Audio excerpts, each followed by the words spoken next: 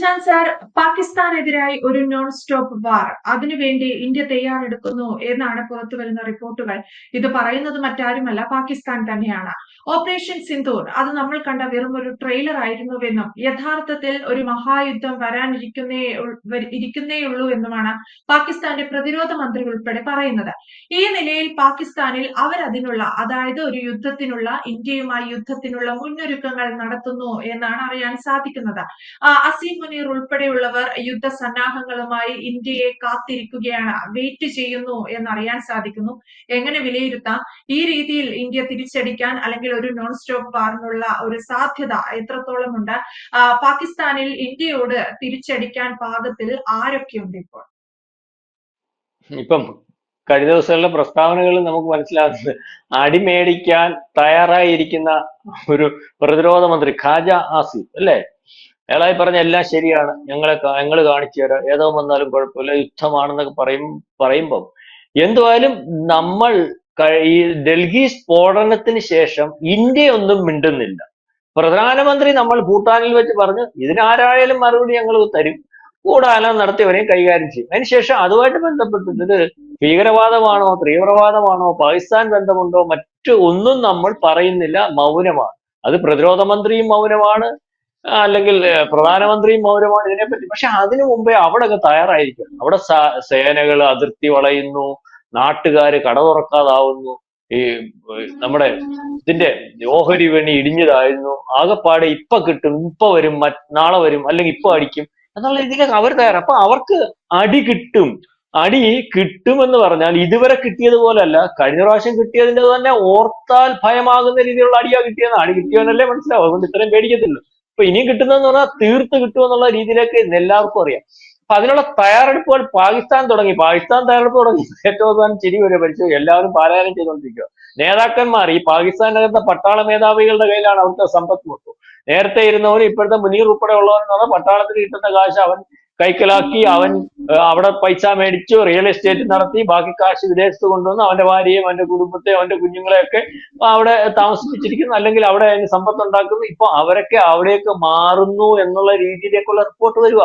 അപ്പം ഖാജ ആസിഫ് പറയുന്നത് ഇതിനി ഒരു ദീർഘദൂര അടിസ്ഥാനത്തിലുള്ള വാർ ആയിരിക്കും. അതിന് പറയാൻ കാര്യം എന്ന് പറഞ്ഞാൽ കഴിഞ്ഞ ദിവസം നമ്മുടെ കരസേനാ മേധാവി ഉപേന്ദ്ര ദ്വിവേദി പറഞ്ഞു, ട്രെയിലറാ കാണിച്ച കേട്ടോ, സിനിമ വരുന്നേ ഉള്ളൂ. ട്രെയിലർ ആയിരുന്നു കഴിഞ്ഞ ദിവസം ഈ സിന്ദൂറിന് ഞങ്ങൾ കാണിച്ചത്. ഞങ്ങൾ ഇടയ്ക്ക് വെച്ച് കാലും കൈയൊക്കെ നീ പിടിച്ചു വന്നിട്ട് നിർത്തിയല്ലോ, ട്രെയിലർ മാത്രം, യഥാർത്ഥത്തിലുള്ള സാധനം വരും. അപ്പൊ അത് യഥാർത്ഥത്തിലുള്ള സാധനം എന്ന് പറഞ്ഞാൽ ഇവിടെ ഇന്ത്യയും പ്രതീക്ഷിക്കുന്നുണ്ട് 4 ദിവസം കൊണ്ട് ക്ലോസ് ചെയ്യാൻ പറ്റുന്ന ഒരു അവസ്ഥയില്ല. അങ്ങനെ 4 ദിവസം കൊണ്ട് ക്ലോസ് ചെയ്യാൻ തീരുമാനിച്ചിട്ടുമില്ല. ഇനി ഇതിനൊരു തീരുമാനം ഉണ്ടാക്കി ഇതിനെ ഭൂപടത്തിൽ നിന്ന് നേരത്തെ പ്രധാനമന്ത്രി പറഞ്ഞതുപോലെ മാറ്റം ചെയ്ത് നീക്കം ചെയ്ത് അങ്ങനത്തെയുള്ള രീതിയിലേക്ക് യുദ്ധം തന്നെയാണ്. ഇത് പേടിക്കുന്നത് നമ്മൾ ഈ പലവട്ടം പറഞ്ഞ പോലെ ഇവന്റെ പ്രതിരോധ മന്ത്രി പറയുന്ന പോലെ, മുനീർ പറയുന്ന പോലെ, പാകിസ്ഥാന്റെ നേതാക്കന്മാർ പറയുന്ന പോലൊക്കെ ഒന്നും അല്ലല്ലോ ഈ മോദി പറഞ്ഞാൽ. മോദി നേരത്തെ വീടി കയറി അടിക്കുമെന്ന് പണ്ട് പറഞ്ഞു, സർജിക്കൽ സ്ട്രൈക്ക് ഓർമ്മയുണ്ട്, 2 വട്ടവും വീട് കയറി അടിച്ചു.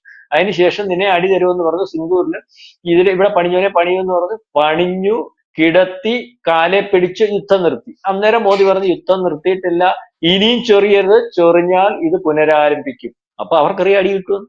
അവർ പറയുന്നവർക്കല്ല, അവർക്കറിയാം അടി കിട്ടുമെന്ന്. അതുകൊണ്ട് തന്നെയാണ് അവർ ഈ പറയുന്നത് പോലെ പ്രതീക്ഷിച്ചിരിക്കുന്നത്. മാത്രമല്ല പാകിസ്ഥാൻ അകത്ത് വലിയ പ്രശ്നമാണ് ഇത്. പ്രേക്ഷകർ മനസ്സിലാക്കേണ്ടതെന്ന് പറഞ്ഞാല് ഈ അടി അവർക്കറിയാം 4 വഴിക്കുന്നേം കിട്ടും, അകത്തുനിന്നേം കിട്ടും.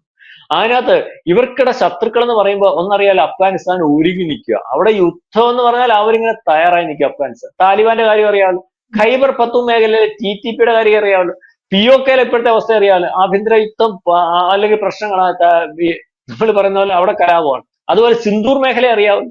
ആ പാകിസ്ഥാന്റെ എല്ലാ മേഖലയിലും. അതുപോലെ ഇപ്പൊ തന്നെ ഇമ്രാൻഖാന്റെ കഴിഞ്ഞ ദിവസം വാർത്തകൾ വന്നത് നിങ്ങൾ കണ്ടോ? ഇമ്രാൻഖാന്റെ 3 പെങ്ങന്മാരെ റോഡിൽ കൂടി വളരെ നിഷ്ഠൂരമായിട്ട് ഗവൺമെന്റ് അവരെ വലിച്ചടിച്ച് അറസ്റ്റ് ചെയ്തുകൊണ്ട് പോകുന്നു. സോഷ്യൽ മീഡിയയിലൊക്കെ ആ വാർത്ത വരുന്നുണ്ട്, വളരെ നിഷ്ഠൂരം. അപ്പൊ ഇമ്രാൻഖാന്റെ പാർട്ടി അല്ലെങ്കിൽ അതിനകത്ത് ആ പാർട്ടി അവിടെ ഒരു വലിയ ആഭ്യന്തര യുദ്ധത്തിലേക്ക് പോവുകയാണ്. മാത്രമല്ല ഇമ്രാൻഖാനെ തട്ടിക്കളയുന്നതിന് വേണ്ടി ഈ പറയുന്ന മുനീറും അല്ലെങ്കിൽ അവിടുത്തെ ഭരണ സംവിധാനവും നിൽക്കുകയാണ് ഏതവസരത്തിൽ. അത് അവസരം കിട്ടിയാൽ അദ്ദേഹത്തെ തട്ടിക്കളയും. അതിന്റെ പ്രതിഫലനം എങ്ങനെ ഉണ്ടാവുന്നത് കൊണ്ടുകൊണ്ടാണ് അവസരം നോക്കിയിരിക്കുന്നത്. ഇമ്രാൻഖാനെ പിടിച്ചകത്തിട്ടാണല്ലോ ഇപ്പൊ ഇരിക്കുന്ന പ്രധാനമന്ത്രി അവിടെങ്കിൽ അല്ലെങ്കിൽ സൈന്യം കൂടെ നേരല്ലാത്ത അല്ലെങ്കിൽ ഒരു കള്ളത്തരത്തിൽ കൂടെ ഉള്ള ജനാധിപത്യം അവിടെ ശരിയായ ജനാധിപത്യം മറച്ചു പിടിച്ചുകൊണ്ട് വന്നത്. അപ്പം ഇതിനകത്ത് അത് തന്നെയാണ് പേടിക്കുന്നത്. ആ ഇന്ത്യ കയറി അടിച്ചാൽ 4 വഴിക്ക് ഒന്ന് വഴി വരും. അഫ്ഗാനിസ്ഥാനിൽ നിന്ന് വരും, താലിബാനിൽ നിന്ന് വരും, ഖൈബർ പത്തുങ്കൽ TTP വരും, ഈ ആഭ്യന്തര അവനകത്തെ പാർട്ടികളുടെ വരും, മറ്റ് സിന്ധു മേഖലയിൽ നിന്ന് വരും, അല്ലെങ്കിൽ ബലൂചിസ്ഥാൻ മേഖലയിൽ അറിയാമല്ലോ എല്ലാവരും, അവരെല്ലാം യുദ്ധം ചെയ്യാൻ നിൽക്കുക ഇന്ത്യക്ക് വേണ്ടി അതിനകത്ത്. അപ്പം ഒരു രാജ്യത്തിനകത്ത് മാത്രമല്ല, ബോർഡറുകളും രാജ്യത്തിനകത്തും വലിയ പ്രശ്നത്തിലേക്കും വലിയ കുഴപ്പത്തിലേക്കും വരും. ഒരു രീതിയിലും പിടിച്ചു നിൽക്കാൻ പറ്റാത്ത ഒരവസ്ഥയിലേക്ക് കാര്യങ്ങൾ പോകുന്നു. മാത്രമല്ല ഇപ്പൊ അവരെ ഭയപ്പെടുത്തുന്ന കാര്യം എന്ന് പറഞ്ഞാൽ നിങ്ങൾ കണ്ടില്ല, അമിത്ഷാ പറയും അടിക്കും, നരേന്ദ്രമോദി പറയും അടിക്കും, ജയശങ്കർ വളരെ കൃത്യമായിട്ട് പറയും ഇതുപോലെ. ഈ ബംഗ്ലാദേശിന്റെ അടുത്ത് പറയും നമ്മൾ അതിർത്തി രാജ്യങ്ങളാണ്, നമ്മൾ അതിർത്തി രാജ്യങ്ങളാണ് ബംഗ്ലാദേശ് എടുത്ത് പറയുമ്പോൾ എനിക്കറിയാവുന്ന അതിർത്തി രാജ്യമൊന്നുമില്ല, POK നമ്മുടെ ഭാഗമായാലല്ലേ അത് അതിർത്തി രാജ്യമാക്കത്തുള്ളൂ. അപ്പം നമ്മുടെ ജയശങ്കർ ഉൾപ്പെടെയുള്ള വിദേശകാര്യ മന്ത്രി POK ഇന്ത്യയുടെ ഭാഗമായിട്ട് മാപ്പിനകത്ത് അക്സെപ്റ്റ് ചെയ്ത് കഴിഞ്ഞു. അതുകൊണ്ടാണല്ലോ ബംഗ്ലാദേശ് അവരിങ്ങനെ പറയുന്നു. അതുപോലെ ഈ കരസേനാ മേധാവി പറയുന്നു. അപ്പൊ ഇതുവരെ പറഞ്ഞിട്ടുള്ളതൊക്കെ പരിശോധിക്കുമ്പോൾ യാതൊരു കാരണവശാലും ഒരു കുഴപ്പങ്ങളും വന്നിട്ടില്ല, അതുപോലെ സംഭവിച്ചിട്ടുണ്ട്. അപ്പം ഈ വലിയ വീരവാദമൊക്കെ ഇറക്കുന്ന ഈ ഞാൻ മുമ്പേ ഇറക്കുന്ന പ്രതിരോധ മന്ത്രി ഇയാളെ എല്ലാപ്പോഴും ഞങ്ങൾ തയ്യാറാണ് അടിക്കും പിടിക്കുന്നതൊക്കെ, അവർക്കറിയാം അടി മേടിക്കും, എനിക്ക് എങ്ങോട്ടേലും പോകാൻ പറ്റുമോ, ബാക്കിയുള്ളവനെല്ലാം പാലായനം ചെയ്യാൻ പറ്റും, മുനീറിന് ബങ്കറിൽ കയറി ഇരിക്കാൻ പറ്റും, പാക് നേതാക്കന്മാർക്കൊക്കെ നാട് വിടാൻ പറ്റും. ഇതിനകത്ത് നാട് വിടാൻ പറ്റാത്തത് ബലിയാടാവാന്നത് കഴിഞ്ഞ പ്രാവശ്യം നമ്മളൊന്ന് പേടിപ്പിച്ചതേ ഉള്ളൂ. പാക് പ്രധാനമന്ത്രി ബങ്കറിൽ പോയി അറിയാവോ, ഇവൻ ഇരുന്നതിന്റെ ഒരു 16 കിലോമീറ്റർ ഇപ്പുറത്ത് കൊണ്ടുവന്നൊരു ബ്രഹ്മോസം കടിച്ചു ഓടിപ്പോയി ബങ്കറിൽ. ഇന്ത്യൻ പ്രധാനമന്ത്രി ഏതായാലും ബങ്കറിലാണ് ഇരിക്കുന്നത്, പാക് പ്രധാനമന്ത്രി ബങ്കറിൽ കയറേണ്ട അവസ്ഥ വന്നു. അപ്പൊ ഈ പ്രതിരോധ മന്ത്രിക്കും പാക് പ്രധാനമന്ത്രിക്കും നാട് വിട്ടു പോകാൻ പറ്റുമോ?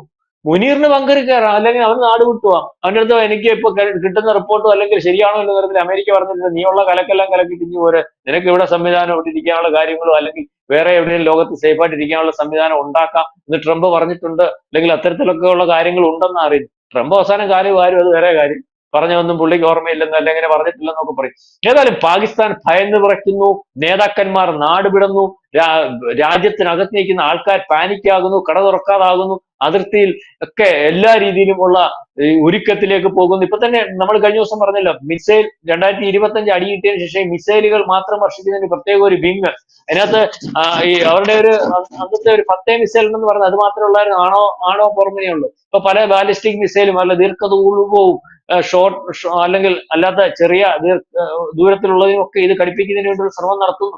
തയ്യാറെടുപ്പിനൊന്നും കുറവില്ല. എന്നാലും അവർക്ക് തന്നെ അറിയാം എത്ര തയ്യാറെടുത്താലും ഇന്ത്യയെ പോലുള്ള രാജ്യത്തോട് പിടിച്ചു നിൽക്കാൻ പറ്റത്തില്ല. എവിടെ തയ്യാറെടുക്കുന്നോ അതിന് ഓപ്പോസിറ്റ് സ്ഥലത്ത് നിന്നായിരിക്കും അടി വരുന്നതെന്ന് ഇവർക്കറിയാം. ആകെപ്പാടെ ഭയന്ന് കുറച്ചിരിക്കുന്നു പാകിസ്ഥാനെയാണ്. നമുക്ക് മനസ്സിലാകുന്നു ഒരുങ്ങുന്ന പാകിസ്ഥാൻ എന്തിന്, അടി മേടിക്കാൻ. നേരത്തെ ഒരു വാർത്ത വീണ്ടും നമ്മൾ ഞാൻ ഇതുകൂടെ ചർച്ച ചെയ്താന്ന് തോന്നുന്നു. കാരണം ആദ്യമേ ഇങ്ങോട്ട് കയറി അങ്ങ് അടിച്ചേക്കാവുന്നു. അപ്പം അത് അദ്ദേഹന്മാർക്ക് ആരാണ്ട് പറഞ്ഞു കൊടുത്ത ഉപദേശം എന്താണെന്നറിയോ, ഇപ്പൊ നമുക്ക് ഈ സെക്കൻഡ് ഡൽഹി സ്ഫോടനത്തിന് നമുക്ക് വ്യക്തമായ തെളിവുകൾ കിട്ടിയാലേ പാകിസ്ഥാൻ ഇൻവോൾവ്മെന്റ് ഉണ്ടല്ലോ തിരിച്ചടിക്കാൻ പറ്റും. കാരണം 2 രാജ്യമാണല്ലോ, നമ്മളും പറയാറുണ്ടല്ലോ, ആ രാജ്യത്തിൻ്റെതാണെന്ന് പറഞ്ഞുകൊണ്ട് തിരിച്ചടിക്കാനൊന്നും പറയത്തില്ല, ഇന്ത്യ ചെയ്യത്തില്ല. ഇന്ത്യക്ക് വ്യക്തമായ തെളിവ് പാകിസ്ഥാൻ ഇൻവോൾവ്മെന്റ് ഉണ്ടെങ്കിൽ, തെളിവ് കിട്ടിയെന്നാ പറയുന്നത്, ഇൻവോൾവ്മെന്റ് ഉണ്ടെങ്കിൽ തിരിച്ചടിക്കും. അപ്പൊ ആ തെളിവ് വളരെ കൃത്യമായിട്ട് കിട്ടിയിട്ടില്ലാത്തതുകൊണ്ടാണ് താമസിക്കുന്നതെന്നാണ് പറയുന്നത്. എന്നാലും ക്രിസ്മസ് സമ്മാനം കൊടുക്കുമെന്നാണ് അറിയുന്നത്, എനിക്കറിയത്തില്ല, ക്രിസ്മസിന് കിട്ടുമെന്നാണ് അറിയുന്നത്. അപ്പം ആരാണ്ട് പറഞ്ഞു കൊടുത്തു, എനിക്ക് തോന്നുന്നു ഈ നമ്മുടെ രഹസ്യാന്വേഷണ വിഭാഗവും നമ്മുടെ റോബോയുള്ള സംവിധാനം അജിത് ഡോവലിന്റെ മിഷനറിയൊക്കെ പാകിസ്ഥാൻ പട്ടാളത്തിനകത്ത് കാര്യങ്ങളാണ്. അത് അവിടെ കൊടുത്തിരിക്കുന്ന അല്ലെ അവിടുന്ന് വന്നിരിക്കുന്ന ഒരു കാര്യം എന്ന് പറഞ്ഞാൽ ആദ്യം നമുക്ക് ഇന്ത്യ കയറിയും അടിക്കാം. അപ്പൊ തോറ്റാലും നമ്മൾ കയറി അടിച്ചെന്ന് നമ്മളെ ജനത്തെ ബോധ്യപ്പെടുന്നത്. ആദ്യം ഇന്ത്യ കയറി അടിച്ചാൽ പിന്നെ സുഖമല്ലേ, നമ്മളെ കയറി അടിച്ചെന്ന് പറഞ്ഞ ഒറ്റ കാരണം കൊണ്ട് നമുക്ക് തിരിച്ചടിച്ചൂടെ. അപ്പം അതിനുവേണ്ടിയുള്ള ഒരു ശ്രമം അല്ലെങ്കിൽ അത്തരത്തിലുള്ള വർക്ക് പോലും പാകിസ്ഥാൻ പട്ടാളത്തിനകത്ത് നമ്മളുടെ ആൾക്കാർ കയറി നടത്തുന്നുണ്ടോ എന്നുള്ള സംശയം കൂടി നമുക്ക് ഇതിനകത്ത് വെക്കേണ്ടതായിട്ടുണ്ട്. ഏതായാലും പാകിസ്ഥാൻ ഒരുങ്ങിയിരിക്കുകയാണ്. ഡൽഹി സ്ഫോടനത്തിന് ശേഷം അടി എപ്പോ വരുമെന്നുള്ളത് ഇന്ത്യ ഒരുങ്ങിയെന്നുള്ള കാര്യത്തിൽ നമുക്കറിയില്ല. ഇന്ത്യ ഒരുങ്ങിയതുപോലെ കേട്ടോ, കരസേന മേധാവിയുടെ, പ്രതിരോധ മന്ത്രിയുടെ, രാജ്നാഥ് സിംഗിന്റെ, ജയശങ്കറിന്റെ ഏറ്റവും അവസാനം ഒരു വട്ടമേ പറഞ്ഞിട്ടുള്ളെങ്കിലും ഒരു വട്ടം പറഞ്ഞാൽ മതി, ഒരു തടവ് സ്വന്നാൽ 100 തടവ് സ്വന്ന മാതിരിയാണ് നമ്മുടെ പ്രധാനമന്ത്രിയുടെ പറഞ്ഞിട്ടുണ്ട്. ഒരു വട്ടം അദ്ദേഹം പറഞ്ഞിട്ടുണ്ട്.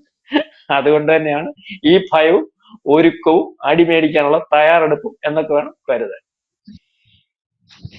എന്തായാലും ഇന്ത്യയുടെ തിരിച്ചാക്രമണത്തിൽ അല്ലെങ്കിൽ ഇന്ത്യയുടെ തിരിച്ചടിയിൽ ഇന്ത്യ നടത്തും എന്ന് പറയുന്ന നോൺ സ്റ്റോപ്പ് വാറിന് വേണ്ടി പാകിസ്ഥാൻ കരുതിയിരിക്കുന്നു എന്നുള്ളതാണ്. പാകിസ്ഥാൻ പൂർണ്ണ സജ്ജം, നിങ്ങൾ ഏത് തരത്തിലുള്ള യുദ്ധവും നേരിടാൻ ഞങ്ങൾ തയ്യാറാണ് എന്നാണ് അവിടുത്തെ പ്രതിരോധ മന്ത്രി കാജിയെ പോലെയുള്ളവർ പറയുന്നത്. അതേസമയം അസീം മുനീറിനെ പോലെയുള്ളവരും ഇന്ത്യയെ യുദ്ധത്തിനായി വെല്ലുവിളിക്കുന്നു എന്നതും ശ്രദ്ധേയമാണ്. വ്യക്തമാണ്. Thank you Prashant sir. കൂടുതൽ വാർത്തകളും വിശേഷങ്ങളും നിങ്ങളിലേക്ക് എത്താൻ ABC മലയാളം സബ്സ്ക്രൈബ് ചെയ്യുക, ബെൽബട്ടനും അമർത്തുക.